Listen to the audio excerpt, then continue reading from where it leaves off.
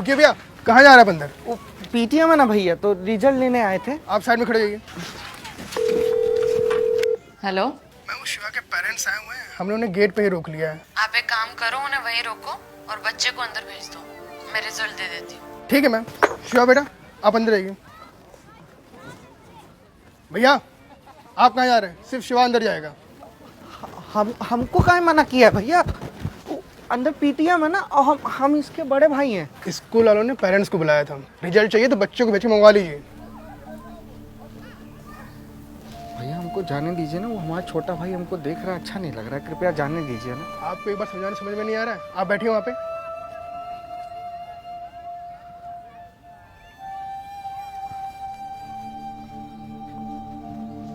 भैया भैया, ये बहुत अच्छा रिजल्ट आया इस बार।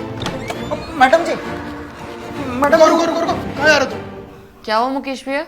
मैम, हमारे मना करने के बाद भी आदमी जबरदस्ती अंदर चला रहा है। अरे मैडम जी, आज पीटीएम है और सभी बच्चे लोग का गार्जियन आ रहा है, लेकिन गार्ड साहब हमको अंदर आने ही नहीं दे रहे। सही कर रहे हैं। हमारे स्कूल की कोई रेपुटेशन है कि नहीं है? आपको पता होना चाहिए कि क्या पहन कर आना है। माफ़ करिएगा मैडम जी, आपको तो मालूम ही है कि हमारे माँ बाबू जी इसके बचपन में ही गुजर गए थे, और हम तो मजदूर आदमी हैं, मेहनत करके जो कमाते हैं भाई का फीस, कापी किताब ड्रेस इसमें ही चला जाता है। अब अपने लिए कुछ बचता नहीं है ना मैडम जी। तो अपनी हैसियत के हिसाब से अपने भाई को पढ़ाना चाहिए था ना। हमारा हैसियत नहीं है, हम जानते हैं, कहा कभी हम पढ़ लिख नहीं पाए ना, लेकिन हमारा भाई का हैसियत बन सके इसीलिए इस स्कूल में पढ़ा रहे हैं।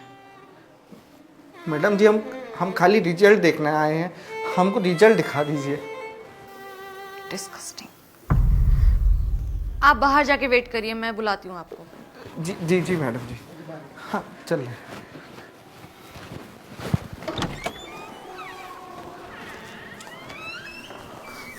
सॉरी सर, माफ़ करिएगा, न जाने कहाँ से आ जाते हैं लोग। Well, congratulations. सर्वम ने क्लास में सेकंड टॉप किया है। He is doing really well. Thank you so much. वैसे क्लास में फर्स्ट कौन आया है? अभी जो आए थे उनका भाई। उस बच्चे का बड़ा भाई बिल्कुल ही इलिटरेट है। 1000 बार समझाने के बाद भी उसे कुछ समझ नहीं आता। कुछ भी पहन के आ जाता है बिना सोचे समझे। कहीं ऐसा तो नहीं कि आपको कुछ समझ ना आ रहा हो? What do you mean? इस बच्चे का भाई पढ़ा लिखा नहीं है, लेकिन फिर भी अपने भाई को पढ़ने लिखने के लिए आपके स्कूल में भेज रहा है। पता है क्यों? क्योंकि शायद वो चाहता है कि उसका भाई उसके जैसा ना बने, पढ़े लिखे बड़ा आदमी बने। और देखिए, उसने क्लास में टॉप किया है। उस बच्चे की प्रतिभा को बड़े भाई के कपड़ों से मत देखिए मैडम, उसकी मेहनत से देखिए, उसकी सोच से देखिए। क्या बर्ताव कर रही थी आप उसके साथ? कैसा लग रहा होगा उसके छोटे भाई को? क्या शिक्षा दे रही हैं आप? उसे तो ऐसा ही लगेगा ना कि उसके भाई के लाखों परिश्रम करने के बाद भी उसकी सारी कोशिशें नाकामयाब है। आप उसको उसके कपड़ों से जज मत करिए, उसकी मेहनत, उसकी लगन, उसके परिश्रम को देखिए मैडम। इस बच्चे को शिक्षा की बहुत ज़रूरत है, लेकिन ये बिल्कुल ज़रूरी नहीं कि वो शिक्षा आपके स्कूल से ही ले। इतना होनहार बच्चा तो कहीं से भी शिक्षा लेगा तो उन्नति कर ही लेगा। सच बात तो ये है कि इस बच्चे को आपके स्कूल की ज़रूरत नहीं है, बल्कि आपके स्कूल को ऐसे होनहार विद्यार्थियों की ज़रूरत है।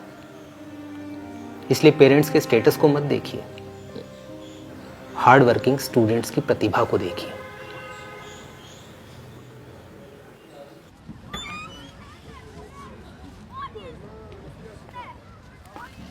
नमस्ते।